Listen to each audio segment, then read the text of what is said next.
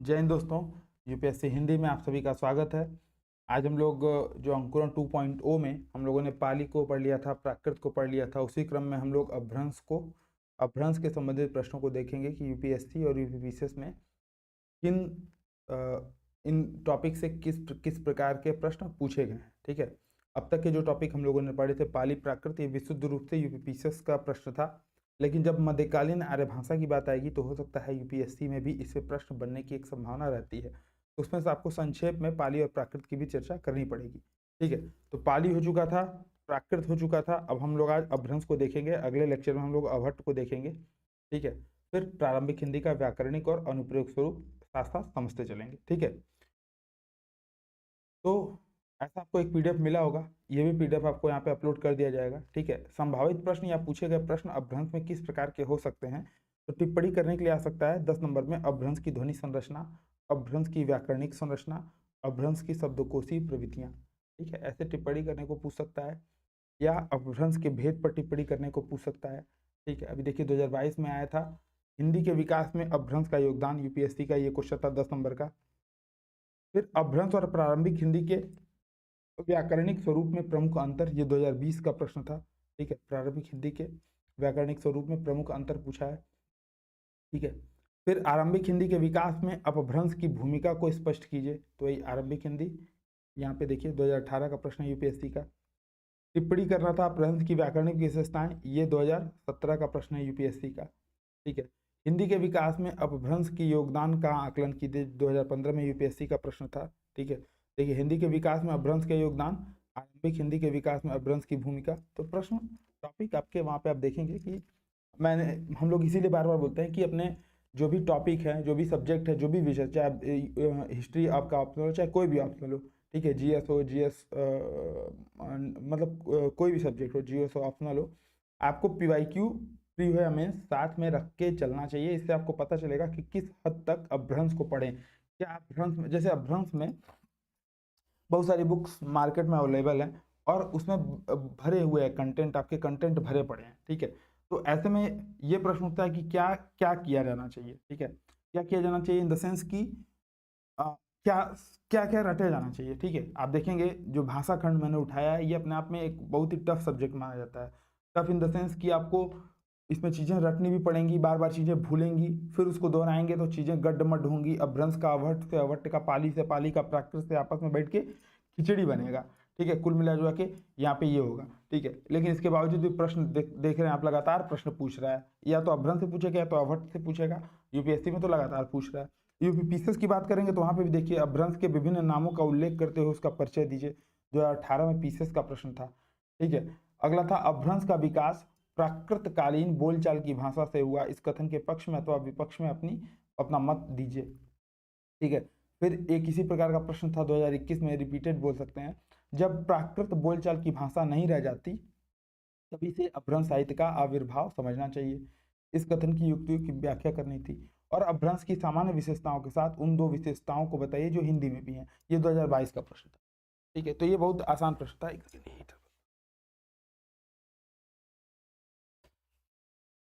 ठीक है, ये आसान प्रश्न माना जाता है ना। तो ऐसे प्रश्न आप देखेंगे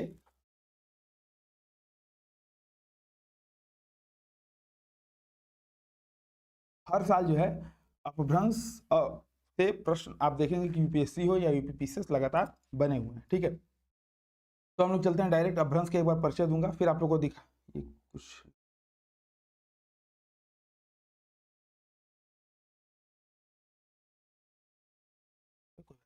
ठीक है, तो अपभ्रंश में हम लोग डायरेक्ट चलेंगे।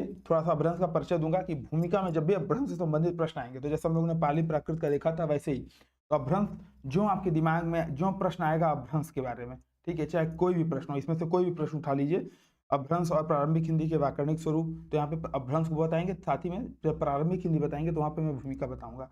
ठीक है, तो उसको जोड़ेंगे वहाँ पे, है ना। ऐसे ही अपभ्रंश हिंदी के विकास में अपभ्रंश का योगदान, तो अपभ्रंश का भूमिका में अपभ्रंश का परिचय देते हुए फिर हिंदी के विकास में इसका योगदान बताना है। ठीक है, तो कोई भी प्रश्न रहेगा आपको इन चीजों को ऐड जरूर करना है, और वो चीजें क्या रहेंगी, तो अपभ्रंश मध्यकालीन आर्य भाषा की तीसरी अवस्था है, ये चीजें आप जरूर बताएंगे कि मध्यकालीन आर्य भाषा की तीसरी अवस्था है अपभ्रंश। ठीक है, जिसकी समयावधि 500 ईस्वी से मोटे तौर पर, ठीक है। यहाँ पे जैसे ऐसा नहीं था कि जैसे मैंने चर्चा किया था कि जब भी कोई भाषा विकसित होती है, ठीक है, जब भी कोई भाषा विकसित होती है तो ऐसा नहीं होता है कि एकाएक वो भाषा डेवलप हो जाती है, ठीक है। तो मोटे तौर, आम तौर, ठीक है, प्रायः ऐसे शब्दों का प्रयोग कर लेने से आप सेफ रहते हैं, है ना। तो आप क्या बताएंगे कि अपभ्रंश मध्यकालीन आर्य भाषा की तीसरी अवस्था है जिसकी समयावधि मोटे तौर पर 500 ईस्वी से 11वीं और 12वीं शताब्दी के मध्य पाई जाती है। इसके अध्ययन आधार स्रोतों की अगर बात करें तो 8वीं शताब्दी में जो सिद्ध साहित्य था, 8वीं शताब्दी में जो सिद्ध साहित्य था उसके साथ साथ कुछ मात्रा में बौद्ध और रासो काव्य में भी अपभ्रंश जो है वो दिखता है, ठीक है। और जैन साहित्य जो होता है, जो जैन साहित्य है उसमें तो अपभ्रंश की भरमार है। जैसे राय कुमार चरियू है, जिंदत कथा है, जिंदत कहा, भविष्यत कथा, पाहुड़ दोहा, जसहर चरियू, महापुराण, ठीक है, राय कुमार चरियू की हम लोगों ने चर्चा की थी। ये सारी रचनाएं, इसमें आप देखेंगे कि ये सारी रचनाएं जो हैं वो मुख्यतः अपभ्रंश में लिखी गई हैं, ठीक है। ये बात हो गई। तो एक भूमिका का तरीका ये हो गया कि आप बताएंगे सीधे अपभ्रंश मध्यकालीन आर्य भाषा की तीसरी अवस्था है, ठीक है, ऐसे बता सकते हैं, है ना। और फिर जिन चीजों की चर्चा की इसकी चर्चा कर सकते हैं। एक भूमिका में आप और ये बता सकते हैं अपभ्रंश का शाब्दिक अर्थ, ठीक है। तो बता दीजिए अपभ्रंश, इसका शाब्दिक अर्थ क्या है? शाब्दिक अर्थ, ठीक है, अपभ्रंश का शाब्दिक अर्थ है भ्रष्ट भाषा, ठीक है। अपभ्रंश का शाब्दिक अर्थ क्या हो जाएगा? भ्रष्ट भाषा। और मध्यकालीन आर्य भाषा की तीसरी अवस्था होने के कारण यह संस्कृत से सरलीकरण की प्रक्रिया में, ठीक है, तो संस्कृत से जोड़ेंगे, तो संस्कृत से सरलीकरण की प्रक्रिया में यह मध्यकालीन आर्य भाषा की तीसरी अवस्था है, ठीक है। जैसे व्याडी थे, पतंजलि थे, एक और नाम था, क्या नाम है, व्याडी थे, पतंजलि थे, हेमचंद थे, इन्होंने बताया था कि जिस भाषा के शब्द संस्कृत के मानव शब्दों से विकृत हुए या भ्रष्ट हुए हों उसको हम लोग अपभ्रंश बोल देते हैं, ठीक है, भ्रष्ट भाषा या अपभ्रंश बोल देते हैं। तो किन आचार्यों का नाम लिख सकते हैं यहाँ पे? दंडी का, दांडी या दांडिन या डंडी, ठीक है, जो भी आप लिखें। एक हुए पतंजलि, ठीक है, बाबा रामदेव वाले पतंजलि, ठीक है। फिर दांडी हो गया। एक है व्याडी, ठीक है, व्याडी के नाम बता सकते हैं। इसके अलावा हेमचंद का नाम बता सकते हैं। तो इन लोगों ने बताया था कि संस्कृत के मानक शब्दों से विकृत हुए शब्द ही भ्रष्ट भाषा या अपभ्रंश है, ठीक है, उसे ही अपभ्रंश कह दिया जाता है, ठीक है। और तीसरी अवस्था इसको बोलते हैं, कुछ लोग इसको अंतिम अवस्था भी बोलते हैं। जैसे, लेकिन चूंकि यूपीएससी का सिलेबस देखेंगे तो यूपीएससी के सिलेबस में डायरेक्ट देखिए, यूपीएससी का सिलेबस है तो अवहट्ट को भी माना है यूपीएससी ने, ठीक है, तो यूपीएससी ने माना है। आप जिस भी बुक को पढ़ते होंगे वहां पे अगर इस टर्म का प्रयोग किया है तो मेरे हिसाब से इस टर्म का प्रयोग आपको नहीं करना है। जैसे कई जगह बुक पे इसको मध्यकालीन आर्य भाषा की अंतिम अवस्था भी बोल देते हैं, लेकिन मेरे हिसाब से अंतिम अवस्था जैसे टर्म का प्रयोग, आपको अंतिम अवस्था जैसे टर्म के प्रयोग से बचना चाहिए, क्योंकि यूपीएससी जो है अवहट्ट को अंतिम अवस्था मानती है, ठीक है, तो इस चीज से बचिएगा, है ना।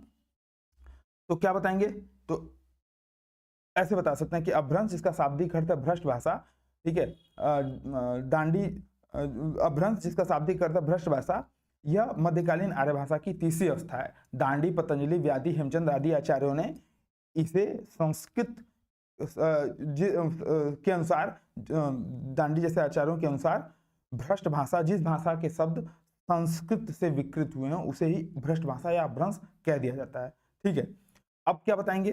तो फिर बताएंगे कि यह 11वीं 12वीं शताब्दी में धीरे धीरे अवहट्ट से, ठीक है, चाहिए तो बता सकते हैं क्योंकि यूपीएससी का उत्तर लिख रहे हैं तो अवहट्ट बताएंगे जरूर, ठीक है, अवहट्ट से होती हुई पुरानी हिंदी या हिंदी में रूपांतरित हो जाती है, ठीक है, रूपांतरित हो जाती है या पर्यवसित हो जाती है, आप जिस भी शब्द का प्रयोग करना चाहें कर सकते हैं, ठीक है। तो भूमिका में इन चीजों का, इन जो कंटेंट है इनका प्रयोग आप जरूर करेंगे, ठीक है। तो क्या बताएंगे? मध्यकालीन आर्य भाषा की तीसरी अवस्था जिसकी समयावधि 500 से, मोटे तौर पर 500 ईस्वी से 11वीं 12वीं शताब्दी तक होती है, ठीक है। हालांकि अगर अपभ्रंश की मैं बात करूं तो मोटे तौर पर ये पतंजलि कब हुए? तो 200 ईसा पूर्व के लगभग, 200 से, मतलब पतंजलि का समयकाल थोड़ा सा बहुत ज्यादा डिफर करता है, तो 200 ईसा पूर्व के लगभग पतंजलि हुए और उनकी जो भाषा थी कुछ मान सकते हैं अपभ्रंश भाषा थी, ठीक है। इसके अलावा जो कालिदास के नाटक थे, कालिदास कब हुए, तो गुप्त काल में। तो कालिदास के जो नाटक थे उसमें भी जो निम्न वर्गीय पात्र थे, निम्न वर्गीय पात्र यानी कि जो ग्रामीण पृष्ठभूमि से संबद्ध रखते थे, वो क्या करते थे, अभ्रंश भाषा का प्रयोग करते थे। तो वही संस्कृत से विकृत हुई भाषा को ही अभ्रंश बोल दिया जाता है। ठीक है, अभ्रंश और अवहट, जब अवहट पढ़ाऊंगा तो बताऊंगा कि अभ्रंश और अवहट क्यों जो विकास प्रक्रिया से जुड़ा हुआ है, इसका विवाद क्या है। ठीक है, या संक्षेप में इस पे विकास प्रक्रिया से जुड़ा हुआ विवाद भी देख लेते हैं। ठीक है, विकास प्रक्रिया का विवाद हो सकता है, पूछ दे विकास प्रक्रिया का विवाद। ठीक है, जैसे अभ्रंश के संबंध में एक महत्वपूर्ण विवाद है कि इस भाषा का विकास केवल संस्कृत की परंपरा में हुआ। ठीक है, या कुछ लोग बोलते हैं विदेशी तत्वों का प्रभाव भी इसकी विकास प्रक्रिया में शामिल है। ठीक है, तो विकास प्रक्रिया का विवाद क्या है कि केवल संस्कृत से बना, ठीक है, या केवल संस्कृत से बना, या विदेशी तत्व भी हैं इसमें।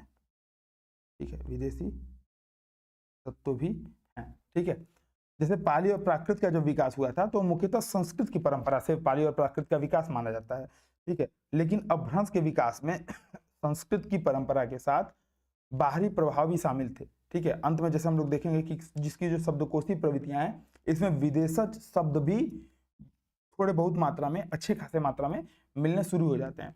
ठीक है, जैसे 7वीं शताब्दी की बात करें, जब 7वीं 6वीं 7वीं शताब्दी में, 7वीं 8वीं शताब्दी के समय जब इस्लाम का भारत में आक्रमण हो रहा था, ठीक है, और उत्तर पश्चिम में गुर्जर थे, अभीर जातियां थीं, जाट वगैरह थे, ये लोग संस्कृत की परंपरा में विकसित नहीं थे। मतलब जो संस्कृत की परंपरा थी, संस्कृत जो बोला जाता था उसमें उसको समझने में ये लोग थोड़ा सा अनकंफर्टेबल थे। ठीक है, असहज थे। तो उस स्थिति में इन्होंने संस्कृत के विकृत रूप का प्रयोग किया और वही भाषा भ्रष्ट भाषा या अपभ्रंश नाम से जाने लगी। ठीक है, तो अपभ्रंश को हम लोग संस्कृत की परंपरा के साथ साथ विदेशी तत्व भी स्वीकार करते हैं।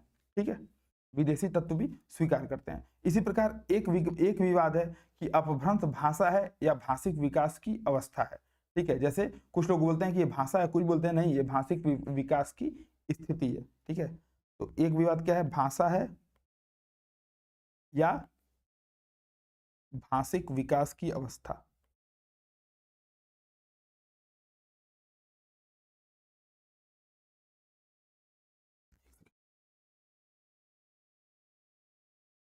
ठीक है, भाषा है या भाषिक विकास की अवस्था, तो इसमें भी थोड़ा सा जैसे अंतर आ जाता है।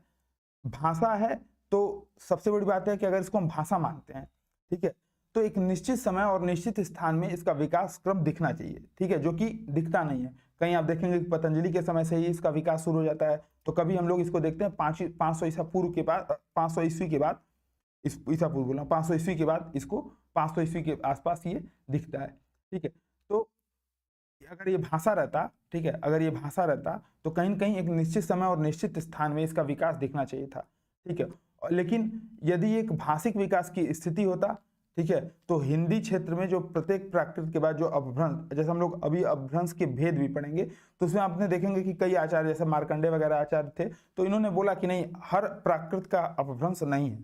ठीक है, तो यानी कि अगर ये भाषिक विकास की अवस्थिति होता, अगर हम इसको भाषिक विकास की अवस्था बोलते, ठीक है, अगर भाषिक विकास की अवस्था बोलते, ठीक है, भाषिक विकास की अगर अवस्था बोलते, तो हिंदी क्षेत्र के प्रत्येक प्राकृत के बाद एक अपभ्रंश की स्थिति आनी चाहिए थी। ठीक है, यानी कि जब हम बोलेंगे कि अपभ्रंश एक भाषा है, ठीक है, अपभ्रंश एक भाषा है, तो उस स्थिति में एक निश्चित समय काल और एक निश्चित स्थान में इसका विकास हमको दिखना चाहिए। ठीक है, लेकिन जब हम बोलेंगे कि अपभ्रंश एक भाषिक विकास की अवस्था है, तो प्रत्येक प्राकृत, जैसे हम लोगों ने कल की क्लास में 5 प्राकृतों की चर्चा की थी, तो प्रत्येक प्राकृत के बाद, कल की क्लास खोलिए, नोट देखिए। ठीक है, तो प्रत्येक प्राकृत के बाद एक अपभ्रंश आना चाहिए। ठीक है, अब जैसे सुनीति चटर्जी जैसे विद्वान, उनका मानना है कि अपभ्रंश एक भाषा नहीं बल्कि भाषिक विकास की एक स्थिति है। ठीक है, और इन्होंने ही शायद मार्कंडे के मत को खारिज करते हुए बताया था कि हर प्राकृत के बाद एक अपभ्रंश की अवस्था देखी जाती है। ठीक है, वहीं जो इनको भाषा मानते हैं वो बोलते हैं कि देखो भाई निश्चित समय, ठीक है, यानी कि 500 ईस्वी से लेकर के 11वीं 12वीं शताब्दी के बीच इसका विकास मिलता है। ठीक है, कोई भी भाषा ऐसी नहीं होती कि जो आज शुरू हुई अचानक और अचानक खत्म हुई। ठीक है, तो एक निश्चित विकास क्रम दिखता है। और उत्तर पश्चिम भूभाग में, जो भारत का उत्तर पश्चिम भूभाग है, वहां पे तो निश्चित समय भी है और निश्चित स्थान भी है। तो एक मत बोलता है यह भाषा है और एक मत बोलता है यह भाषिक विकास की स्थिति है। ठीक है, लेकिन अब ये हमको समझ में आया है कि अपभ्रंश जो है, अपभ्रंश की बात अगर करेंगे तो अपभ्रंश निजी परंपरा और बाहरी प्रभाव से मिलकर के एक भाषिक विकास की अवस्था मान सकते हैं। ठीक है, तो इसीलिए हम इसको क्या मानते हैं, मध्यकालीन आर्य भाषा की तीसरी अवस्था।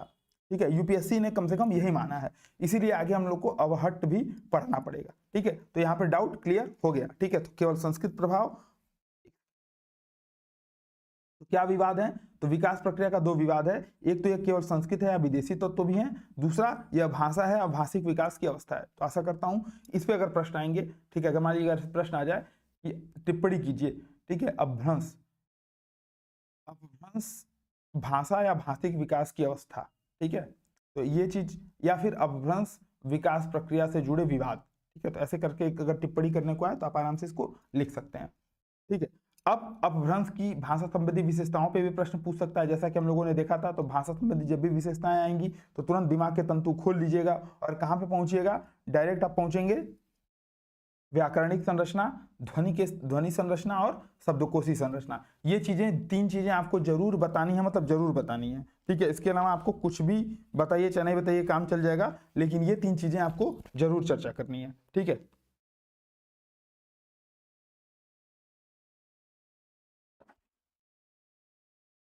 अब ध्वनि संरचना के स्तर पे देख लेते हैं। ठीक है, ध्वनि संरचना के स्तर पे देख लेते हैं। जैसे अपभ्रंश में ध्वनि संरचना का इस पे प्रश्न भी बन सकता है। कैसा प्रश्न, देखिए कि अपभ्रंश की ध्वनि संरचना पे टिप्पणी कीजिए, या अपभ्रंश की व्याकरणिक संरचना पे टिप्पणी कीजिए, या शब्दकोशीय प्रवृत्तियां पे टिप्पणी कीजिए। ठीक है, इसमें 2 लाइन का इंट्रोडक्शन लिखेंगे कि अपभ्रंश मध्यकालीन आर्य भाषा की तीसरी अवस्था है, जिसका समयकाल जो है 500 ईसा पूर्व 500 ईस्वी से लेकर के 11वीं 12वीं शताब्दी तक माना जाता है। ठीक है, यहाँ पे कुछ ऐसा है जो यहाँ पे चीज़ें कट रही हैं, कोई बात नहीं, मैं एक बार देख लेता हूँ। जैसे आज मेरा आईपैड गड़बड़ हो गया था, तो गौरव सर के आईपैड से क्लास रिकॉर्ड हो रही है ना।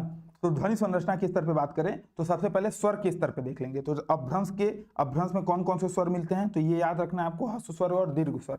ह्रस्व स्वर में अ ई उ ए ओ, ठीक है, और आ ई उ ए ओ ये जो है आपका दीर्घ स्वर में मिलेगा। ठीक है, आ, बड़ी, बड़ाऊ, ए और ओ। ठीक है, ये आपको दीर्घ स्वर में मिलेंगे, और ह्रस्व स्वर में अ ई उ ए ओ मिलेगा। ठीक है, याद करिए जब हम लोग पाली पढ़ रहे थे तो पाली में जो ए था और औ था वो ए और औ में परिवर्तित हो गए, तो इसलिए ये अपभ्रंश में नहीं मिलेंगे। ठीक है, इस चीज का ध्यान रखेंगे, है ना। तो 2 चीजें यहाँ पे स्वर में ध्यान रखनी है। ठीक, अब री का प्रयोग जो था पाली में, याद करिए, अब जो चीजें आपने पाली में पढ़ा था ना, उसी का थोड़ा सा अपग्रेडेड वर्जन यहाँ पे है। इसीलिए पाली, जैसे पाली प्राकृत प्राकृत में पढ़ा था, तो पाली प्राकृत अपभ्रंश अवहट्ट। ठीक है, तो इसीलिए क्रमिक रूप से मैंने पढ़ाना उचित समझा। ठीक है, भले से कुछ लोग उसको देखेंगे या नहीं देखेंगे, हालांकि रिस्पॉन्स पहले के मुकाबले बहुत सही था। ठीक है, तो आप लोग लेकिन कमेंट करते रहेगा, अगर कोई भी दिक्कत होगी, कुछ भी अगर समझ में नहीं आएगा तो जरूर बताइएगा। उदाहरण में जिन, जैसे पाली और प्राकृत में जो उदाहरण छूट गए थे, तो मैं कोशिश करूंगा कि उन उदाहरणों का नोट्स बना करके आपको पीडीएफ जल्द से जल्द प्रोवाइड कराऊं। तो उसके लिए लेकिन आपको कमेंट करना पड़ेगा कि सर ये वाले उदाहरण छूट गए थे, ये बताइए, या ये उदाहरण नहीं मिल रहे थे। जैसे उस समय जब नोट्स मैं बना रहा था तो उस समय उसके उदाहरण नहीं मिल रहे थे, और कोई अप्रमाणिक उदाहरण मैं उसको इंक्लूड नहीं करना चाह रहा था। ठीक है, तो इसलिए उसमें समय लगा। तो अगर आप लोग को दिक्कत होगी या नहीं समझ में आ रहा होगा तो जरूर कमेंट करिएगा, उसमें बिल्कुल आपकी सहायता की जाएगी। ठीक है, अब री का प्रयोग जो अपभ्रंश में समाप्त और उच्चारण भी सामान्यतः री की तरह हो गया था। याद करिए, प्राकृत में भी हम लोगों ने यही पढ़ा था। ठीक है, जैसे कृष्ण का कन हो गया, ऋतु का उतु हो गया, मृत्यु का मृत्यु हो गया, गृह का गे हो गया, ऋण का ऋण हो गया। ठीक है, तो तत्सम शब्दों में इसका प्रयोग चलता रहा, किंतु सामान्य शब्दों में अ ई उ ए के रूप में इसका प्रयोग होने लगा। ठीक है, तो वही चीजें दोहराई जा रही हैं। कुछ चीजें अनुनासिकता के संदर्भ में, अनुनासिकता के संबंध में 3 तरह की प्रवृत्तियां अपभ्रंश में दिखाई पड़ती हैं। ठीक है, अनुनासिकता के संदर्भ में 3 तरह की प्रवृत्तियां अपभ्रंश में दिखाई पड़ती हैं। जैसे कहीं कहीं स्वरों के अनुनासिक रूप दिखाई पड़ते हैं, जैसे चलही तो चलहीन, देव तो देवम।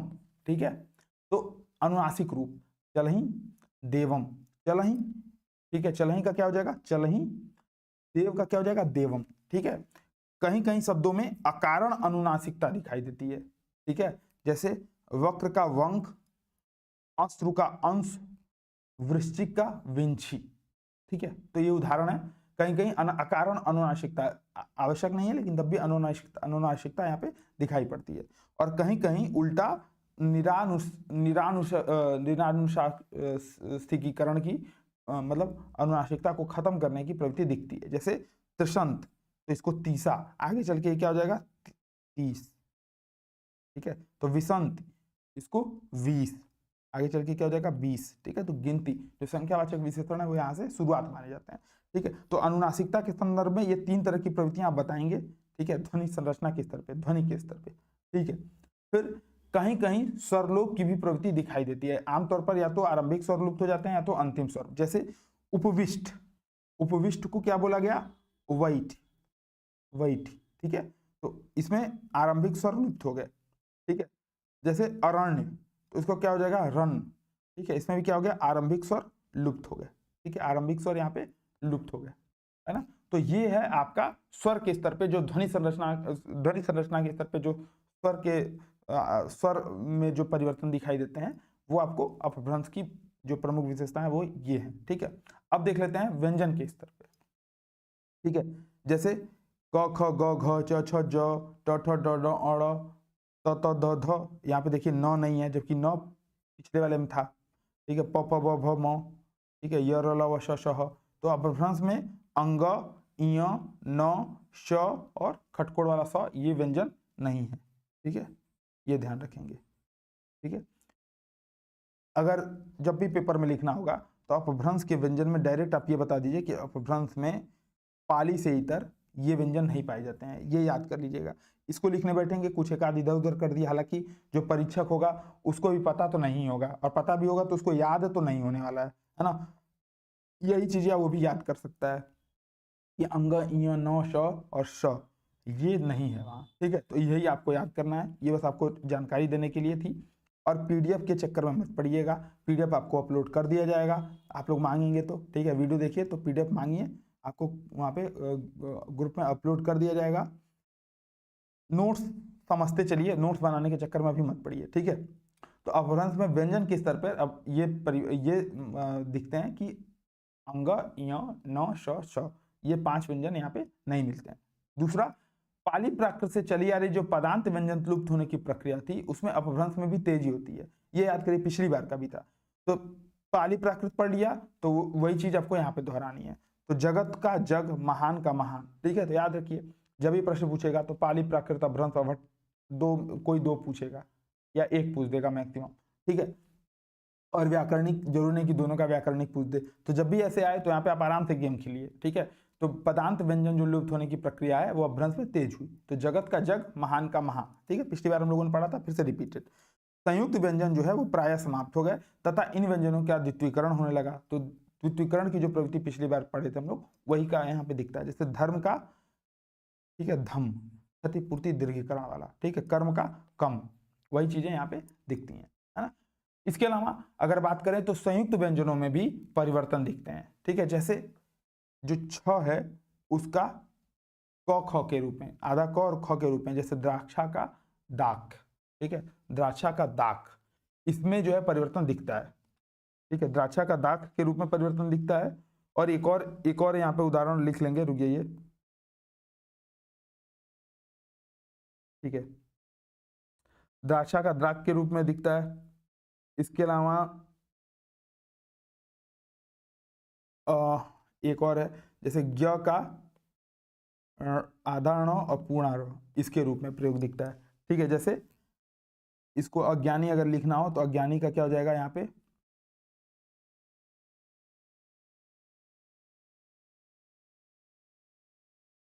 ठीक है, अन्नाणी, अन्नाणी, ठीक है, अज्ञानी का अन्नाणी हो जाएगा, है ना। तो ये परिवर्तन आपको संयुक्त व्यंजनों के स्तर पे दिखता है। इसके अलावा शब्दों के बीच में जो व्यंजन पर आते हैं उसमें भी परिवर्तन यहाँ पे दिखते हैं। जैसे जो अल्प प्राण व्यंजन है जिसको बोलने में कम शक्ति लगती है, जैसे क, ग, च, छ, च, ज, त, द, ठीक है। ये कहीं अ में परिवर्तित हो जाते हैं तो कहीं य के रूप में, जैसे वचन है तो वयण, कोकिल है तो कोयल, और यही बाद में क्या दिखता है हिंदी में अ के स्थान पे य का प्रयोग, तो क्या हो जाता है कोयल। ठीक है, तो कोकिल से कोयल होता है और कोयल से कोयल हो जाता है। ठीक है, तो ये वाली प्रवृत्ति याद रखेंगे।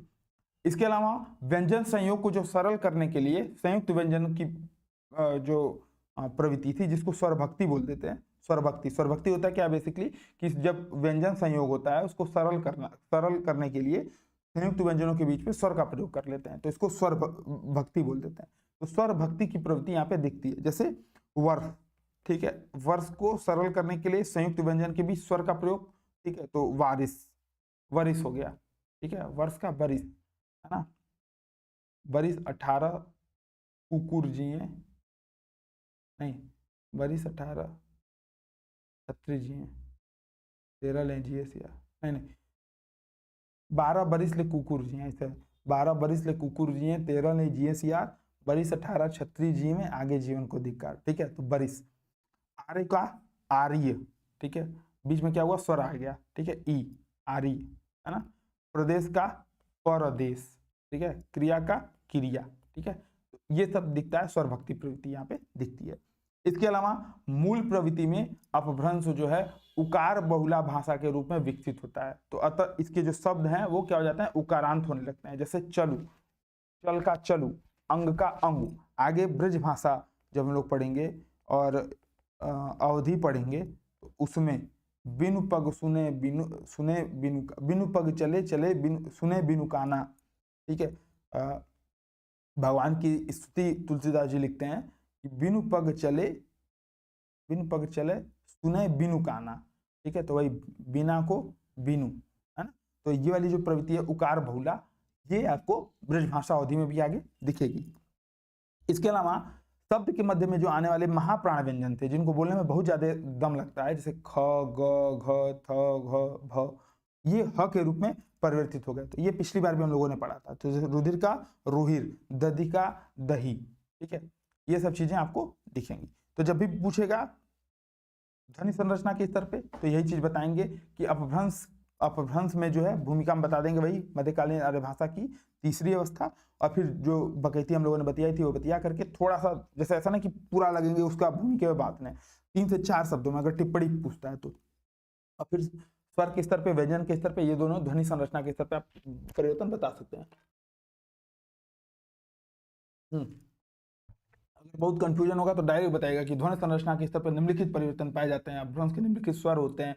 ये सब बताना ही नहीं कि स्वर के स्तर पे ये परिवर्तन हुए, ध्वनि के व्यंजन के स्तर पे ये परिवर्तन हुए। ठीक है, फिर अगला देख लेते हैं व्याकरण के स्तर पे। ठीक है, अच्छा अब जब बताएंगे ये सब बताएंगे तो ये क्या बताएंगे फिर आगे फिर वही चीजें बतानी है आपको।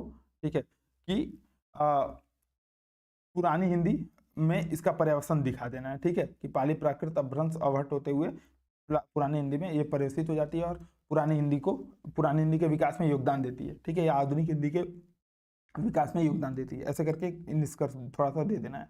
ठीक है, व्याकरण के स्तर पे देख लेते हैं इसकी क्या क्या विशेषता है। तो जो संज्ञा तथा कार्य की व्यवस्था है उसमें 3 तरह के यहाँ पे प्रयोग दिखते हैं। ठीक है, पहला प्रयोग क्या दिखता है कि निर्विभक्ति प्रयोग या विभक्ति रही जो प्रयोग है उसमें थोड़े से कुछ उसमें जैसे कुछ परिवर्तन होते हैं, जैसे जिसमें शब्दों को केवल प्रतिपादिक के रूप में व्यक्त किया जाता था या एक ही विभक्ति से कई कारकों का काम ले लिया जाता था। ठीक है, विभक्ति रहित प्रयोग। तो विभक्ति का प्रयोग, जैसे संस्कृत क्या है संयुक्ताक्षर वाली भाषा है, और धीरे धीरे जो सरलीकरण होता है तो विरक्ति उसमें आती है, मतलब अलगाव दिखता है। यही अलगाव विभक्ति रहित प्रयोगों को बढ़ावा देता है। ठीक है, जैसे हिम प्रत्यय से कर्म, करण, संप्रदान, अपादान और अधिकरण कारकों का काम लिया जाता है। ठीक है, आगे चल के जब हम अवहट्ट पढ़ेंगे तो इसकी प्रवृत्ति और भी आपको स्पष्ट दिखेगी। ठीक है, जैसे हिम का ही प्रयोग, जैसे कर्ता ने कर्म को करण से, तो हिंदी में कर्म का जो कारक है, कर्म कारक का जो प्रयोग है वो को के रूप में होता है। ठीक है, कर्ता ने कर्म को, राम ने रावण को मारा, तो ठीक है, तो उसमें क्या हो जाएगा राम रावण हिम। ठीक है, रावण हिम, एक सेकेंड, रावण ही, रावण ही, ठीक है, तो रावण ही ऐसे प्रयोग होगा, ठीक है ना, समझ में आया। तो ऐसे एक मतलब हिम प्रत्यय से ही आपको पूरा जो कारकों का आप काम लेंगे, ठीक है। तो विभक्ति रहित जो प्रयोग है, निर्विभक्तिक प्रयोग है, ये यहाँ पे दिखते हैं। जो स्वविभक्ति प्रयोग थे, जिसमें विभक्तियों का प्रयोग होता था, उसमें भी सरलीकरण हुआ। जैसे कि हम लोगों ने चर्चा की थी कि जो प्रतिपादिक थे वो स्वरांत हो गए, जैसे जगत का जग हो गया, महान का महा हो गया, ठीक है। तो इसमें स्वविभक्तिक जो प्रयोग थे, जैसे जगत, अब बेमतलब का तो क्यों लगाएं, है ना, जग से ही हमको जगत का भान हो रहा है, ठीक है।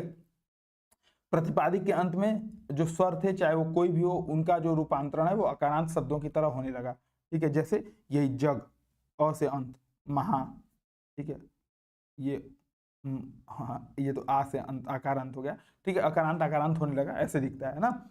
अगला क्या है, जो संस्कृत के 8 विभक्ति थे वो अपभ्रंश में 3 बचे रह गए, ठीक है। तो इसमें देखिए क्या, इसमें आपको ट्रिक बता रहा हूं। तो जब भी ये संज्ञा तथा कार्य की व्यवस्था की जब बात करेंगे तो सीधे क्या बताएंगे कि निर्विभक्तिक या विभक्तिक प्रयोगों की संख्या बढ़ी। जैसे हिम प्रत्यय से ही कर्म, करण, संप्रदान, अपादान, अधिकरण कारकों का काम लिया जाता रहा और आगे चल के अवहट में ये प्रवृत्ति और भी स्पष्ट रहती है, ठीक है। उदाहरण, राम ने रावण को मारा, तो राम ने रावण को ही नहीं मारा, राम ही, ठीक है, यहाँ पे राम ही लिख दीजिए, राम ही, राम को राम ही, ठीक है, रावण ही, या फिर कुछ भी हिम लगा करके आप बना सकते हैं, ठीक है, हिम प्रत्यय लगा के।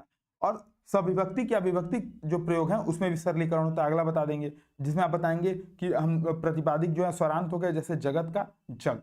इसके अलावा संस्कृत के 8 विभक्ति जो थे वो अपभ्रंश में 3 ही बचे रह गए, ठीक है। बस केवल ये बताना है, ये याद करने की आपको जरूरत नहीं है, याद हो भी नहीं पाएगा, आपकी जानकारी के लिए बता दिया है कि कर्ता, कर्म और संपोधन के लिए एक रूप रह गया, करण व अधिकरण के लिए एक रूप हो गया, संप्रदान, अपादान और संबद्ध कारक के लिए एक रूप हो गया, ठीक है। तो सविभक्तिक या विभक्तिक प्रयोगों में भी सरलीकरण हुए, ठीक है, और उनके 3 उदाहरण है, आप चाहिए तो उनको बता दीजिएगा, ठीक है।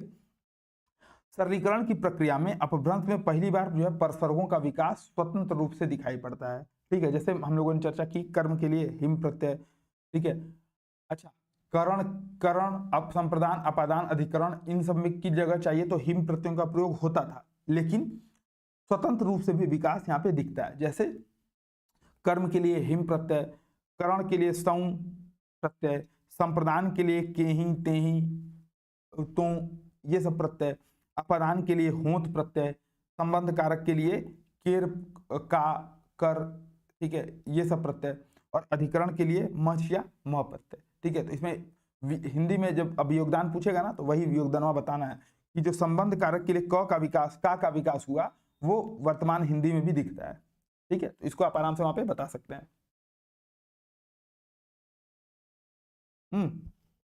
अगला क्या है, सर्वनाशों, सॉरी ये सर्वनाम होगा, है ना। सर्वनामों के रूप में भी कमी आई, जटिलता बनी रही। थोड़ी सी चर्चा सर्वनाम के बारे में कर लेंगे, तो क्योंकि व्याकरणिक संरचना पूछ रहा है तो आपको बताना है कि भाई संज्ञा भी जानते हैं, सर्वनाम भी जानते हैं, जो चीजें जानते हैं वो सब आपके बात उगल दे रहे हैं, ठीक है। तो केवल ये बता दीजिएगा कि सर्वनामों के स्तर पे भी, ठीक है, आपको जो सर्वनामों के रूप में कमी आई, लेकिन जटिलता यहाँ पे बनी दिखती है, ठीक है। यानी कि सर्वनाम के रूप में जो अपभ्रंश काल है, अपभ्रंश काल में सर्वनामों के रूप में जटिलता बनी रहती है, लेकिन इनकी जो संख्या है वो काफी कम दिखती है, ठीक है।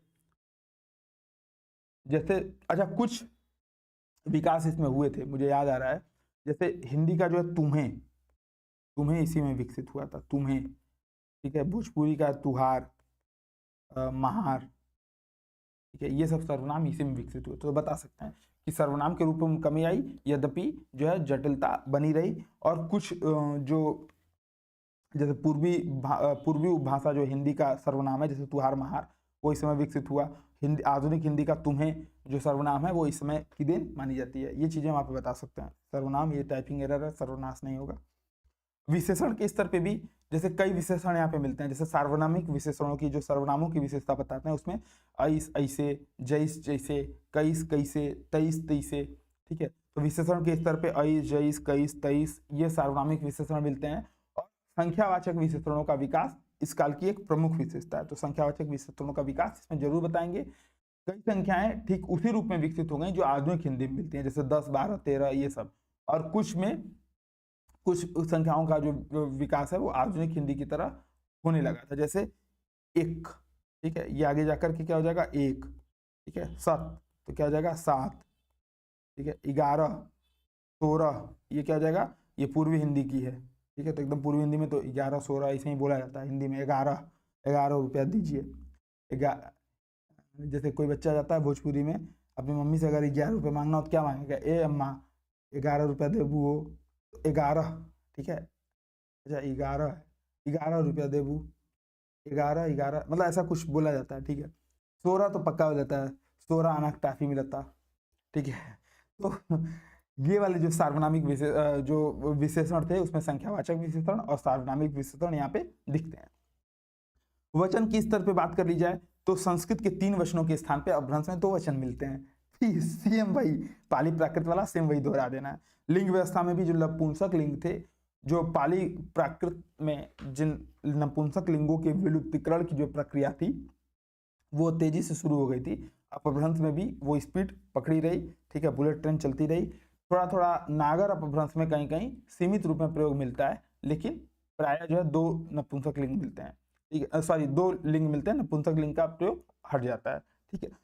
ये जो नागर अपभ्रंश में नपुंसक लिंग कहीं कहीं सीमित रूप में प्रयोग होता है। अगर ये अपभ्रंश में व्याकरणिक स्तर पे लिखिएगा, अगर व्याकरणिक विशेषताएं लिखिएगा तो इसका जिक्र जरूर कीजिएगा, ठीक है। ये आपको समझ लीजिए कि +0.05 नंबर ये बढ़वा देगा अगर इसका जिक्र आपने कर दिया तो इंपॉर्टेंट है, लिख लीजिएगा कि नागर अपभ्रंश में कहीं कहीं नपुंसक लिंग का प्रयोग मिलता है, ठीक है, जरूर भूलिएगा नहीं, ठीक है। अगर काल रचना के संबंध में देखेंगे तो अपभ्रंश में भविष्य काल के 2 रूप विकसित हुए, ठीक है। अच्छा, वर्तमान और जो वो थे क्या बोलते हैं, जो वर्तमान थे, वर्तमान काल जो है वो आमतौर पे संस्कृत की तरह चलता रहा, ठीक है। वर्तमान ये संस्कृत की तरह पे, वर्तमान संस्कृत की तर्ज पे, और भूतकाल जो है वो कृदंत के आधार पे,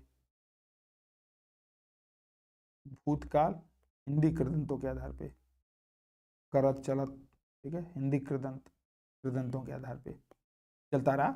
भविष्य काल में 2 रूप विकसित हुए, जैसे स्वरूप और हरूप। जैसे स्वरूप में चलिसई, ठीक है, चलना चलिसई, हरूप में चल ही, ठीक है। ये रूप स्वरूप और हरूप का विकास यहाँ पे दिखता है। जो परवर्तीय अपभ्रंश थे, जब अवहट्ट का शुरुआत माना जाता है, प्रारंभिक हिंदी का शुरुआत मान सकते हैं, उस समय एक ब रूप भी विकसित हुआ, ठीक है। जैसे पूर्वी हिंदी या बिहारी हिंदी की जो बोलियां हैं, जैसे चलब आइब खाइब जाइब,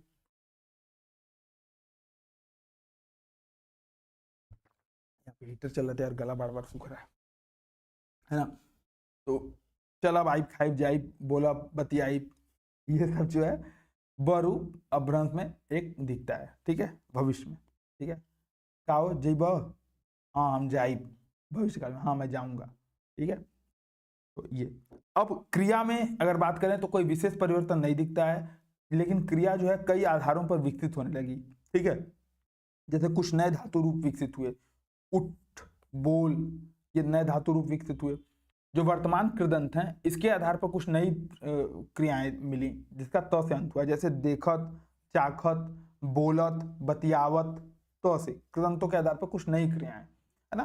प्रेरणार्थक क्रियाएं भी मिलती हैं, जैसे बैठाओ, पठाओ, ठीक है, ये सब यहाँ पे दिखता है। तो जब भी व्याकरणिक संरचना के स्तर पे बताएगा तो क्रिया रूप, काल रचना का रूप, लिंग व्यवस्था, वचन व्यवस्था, विशेषण, सर्वनाम, संज्ञा और कारक व्यवस्था के आधार पे आप व्याकरणिक संरचनाएं आराम से बता देंगे, ठीक है।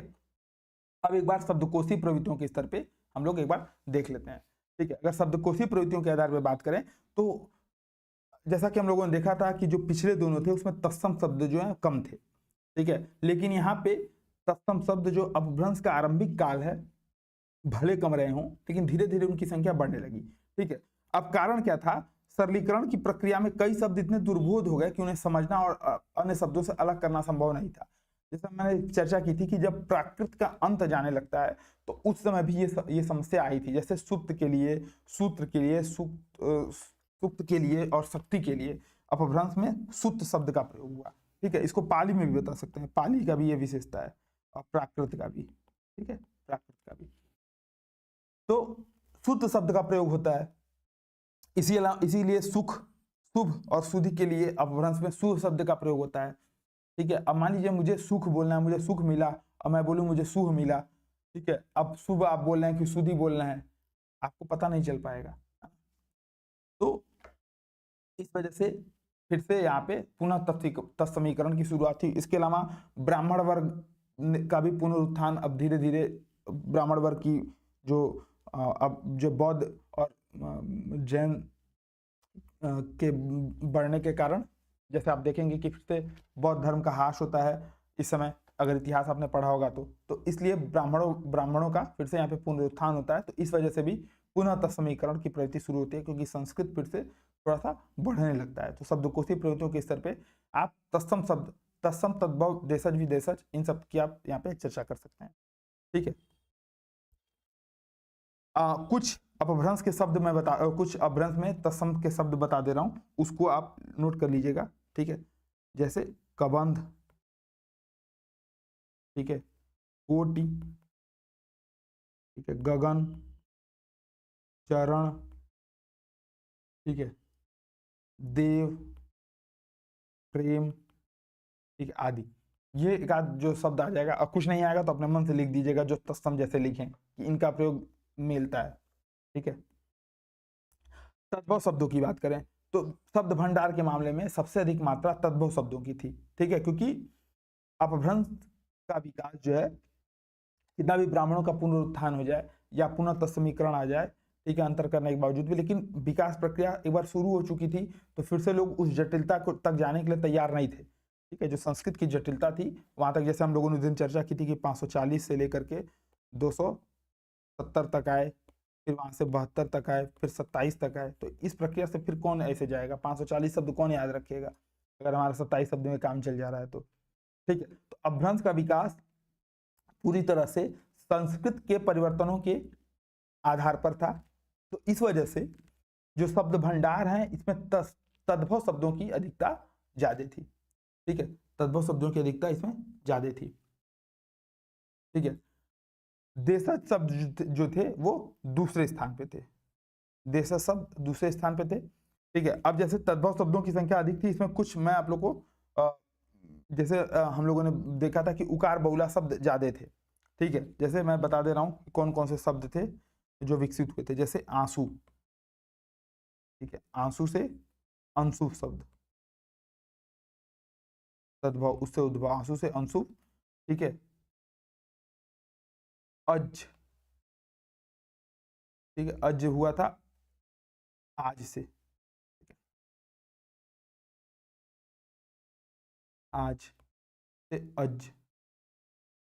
ठीक है, कुछ द्वितीयकरण भी होता है ना, जैसे चाक, चाक से क्या होता है चक। ठीक है, ठीक है, तो ये सब दो तीन एग्जाम्पल आप यहाँ पे डाल सकते हैं। अब देशज शब्द जो थे यहाँ पे दूसरे स्थान पे सर्वाधिक मात्रा में मिलते हैं। ठीक है, बेसिकली देशी शब्द में क्या होता है कि जो हेमचंद्र, आचार्य हेमचंद्र का मैं यहाँ पे जिक्र करूंगा, हेमचंद्र, इन्होंने जो है कई चीजें इसमें बताई। जैसे कि अगर बात करें तो गड्ढो, ठीक है, गड्ढो यहाँ पे मिलता है। ठीक है, गड्ढे के लिए, झोपड़ी के लिए मिलता है सोपड़ा या सुपड़ा, सुपड़ा शब्द मिलता है झोपड़ी के लिए। ठीक है, झोपड़ी के लिए। एक मिलता है चिक्का, ठीक है, थोड़ा, थोड़ा बोलना है तो हम उसको क्या बोलेंगे, चिक्का, देश शब्द। ठीक है, चिक्का। या फिर अपवित्र, अपवित्र, इसके लिए क्या मिलता है, विठाल। ठीक है, तो कुछ देशज शब्द भी यहाँ पे मतलब दूसरे नंबर पे रहते हैं लेकिन मिलते हैं, तो कुछ एक आध देशज शब्दों का उदाहरण दे सकते हैं। ठीक है, अपभ्रंश के अंतिम काल में जैसे मैंने बताया था कि 700 ईस्वी, सॉरी, शुरुआत के बाद से ही अंतिम काल में जो विदेशी संस्कृति थी वो भारत में अच्छी खासी मात्रा में बस चुकी थी। जैसे आरंभ में तो हम लोगों ने देखा कि 8वीं शताब्दी में आक्रमण ही होता है।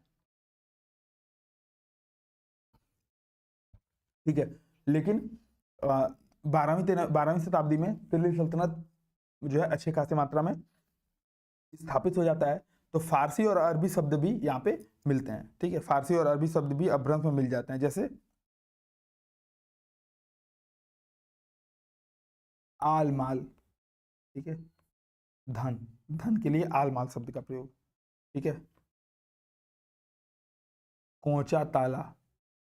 ठीक है, ये कुंजी और ताला, कुंजी को, चाबी को कोंचा बोले जाने लगा। ठीक है, इसके अलावा खुश, अभी जो तहसीलदार, तहसील शब्द। ठीक है, इसके अलावा नौबस्ता, ये सब शब्द जो है आपको मिल जाते हैं विदेशी अरबी फारसी के शब्द। ठीक है, अरबी फारसी के शब्द मिल जाते हैं, तो ये शब्दकोशी प्रवृत्तियों में आप इनकी चर्चा कर लेंगे। ठीक है, अब एक बार और 2-3 प्रश्न देख लेता हूं। तो अब देखिए कौन कौन से प्रश्न इतने से हो जाएंगे आपके। ठीक है, इतने से कौन कौन से प्रश्न हो जाएंगे।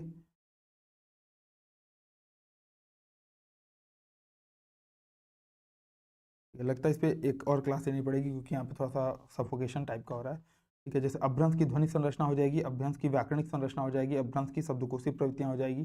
ठीक है, अब जो बाकी था, जैसे अपभ्रंश की व्याकरणिक विशेषताएं, ये हो जाएंगे। तो 1 2 3 4। ठीक है, ये 4 हो जाएंगे आपके। बाकी जो है हम लोग नेक्स्ट सेशन में, नेक्स्ट क्लास में देखते हैं। ठीक है, थोड़ी सी आज स्वास्थ्य का इशू लग रहा है, तो इस वीडियो को हम लोग आज यहीं पे समाप्त करेंगे। अगर कोई भी समस्या हो या कुछ भी अगर इसमें समझ में नहीं आया हो, ठीक है, तो प्रश्न का पैटर्न समझ में आया, जब भी ये चीज़ें जब आप रटा रटाए यहाँ से सीख करके जाएंगे।